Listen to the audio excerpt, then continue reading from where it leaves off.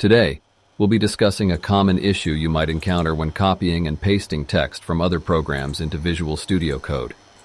At times, you may notice strange boxes appearing in your pasted text. These boxes represent unrecognized characters in VS Code. They usually occur due to discrepancies between character encoding standards across different programs. If you're looking for a quick fix to eliminate these, here's a simple process you can follow. First, select and copy one of these unknown box characters. Next, open up the Replace dialog box.